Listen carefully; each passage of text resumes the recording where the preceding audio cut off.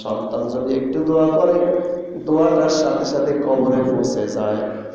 দোয়া করতে দেরি, কবরে যাইতে আর দেরি করে না। ঠিক কিনা? আপনি এদিকে আছেন, আপনি যদি বলেন আমি এখন মোনাজাতে দোয়া করব, সাথে সাথে বাংলাদেশের কবরে, মা বাবার কবরে এই দোয়া চলে আসবে। কারণ একদল ফেরেশতা আছে, ফেরেশতারা সবসময় আসা যাওয়ার মধ্যে আছে। মেইন একজন ফেরেশতা আছে কাঁধের মধ্যে, কিরামান। এই কিরামান ফেরেশতা সবসময় লিখতে আছে। যখন লেখে তাকে এসে জিজ্ঞাসা করা লাগে না, চোখ দিয়া দূর থেকে ফেরেশতারা দেখে এই আজকে খাতার মধ্যে বান্দার এই আমলগুলো লেখা হইল। ফেরেশতারা সাথে সাথে এগুলি পৌঁছাইয়া দেয়। জিজ্ঞাসা করা লাগবে না। আপনি সিটি তো এমনি দিয়ে রাখছেন, সিটি আপনি কি লেখছেন, কি পড়ছেন, কোথায় কি পাঠাইবেন, এটি কিরামানে লিখে রাখছেন। কিরামান 24 ঘন্টা কাজে থাকে না, 3 অবস্থা সারা সবসময় ফেরেশতা লগে থাকে। কয় অবস্থা? 3 অবস্থা। 1 নম্বরে গোসল করার সময় ফেরেশতা কাজে থাকে না। 2 নম্বরে পেশাব পায়খানার মধ্যে গেলে ফেরেশতা থাকে না। 3 নম্বর মাসালা, স্বামী স্ত্রী মিলনের সময় ফেরেশতা লগে থাকে না। সুবহানাল্লাহ। এই মাসালা জানা ফরজ, এই মাসালা জানা ফরজ। জমিন আছে, জমিনকে কিভাবে পালন করতে হবে, খেদমত করতে হবে, সেটা জানা বান্দার জন্য ফরজ।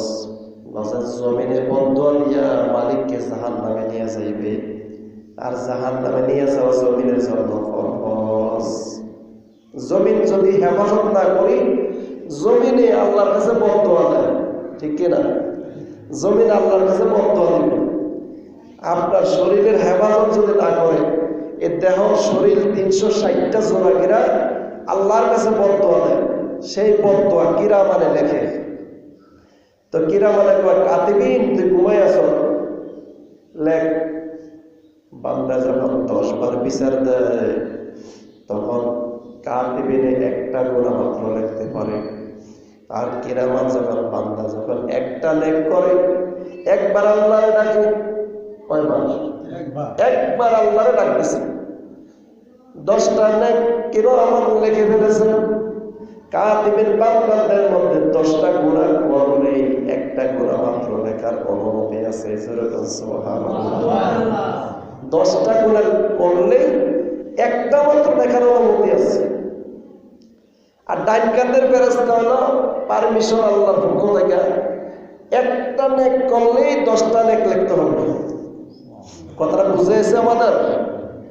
একটা নেক করলে 10টা নেক লেখে কিরামানের দায়িত্ব। সেই দায়িত্ব নিজে নিজেরা আল্লাহ পারমিশন দিয়ে দিয়েছে। আপনার 7টা সন্তান আছে, 5টা সন্তান আছে, আপনার মাথাটা গরম, আপনার বিবির মাথাটা গরম।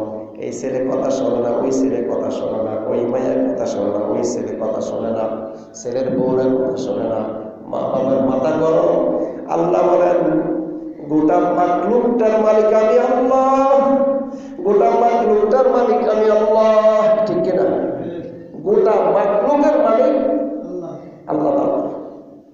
এই গোটা মাখলুকটারে আল্লাহ চালাইতেছে একা, কারো হাতে আল্লাহ ক্ষমতা দেয় না। ঠিক কিনা? আপনার স্বাস্থ্যটা কতটাই অসুস্থ হয়েছেন আপনি, আল্লাহ যদি না চায়, যদি দায়িত্ব না নিত, আজকে আপনি আবার মাথা ঘুরান দিয়া অসুস্থ হয়ে যেতেন। কোনো ফেরেশতা যদি কাউকে বাতাস করে ধাক্কা দেয়, কোনো জিন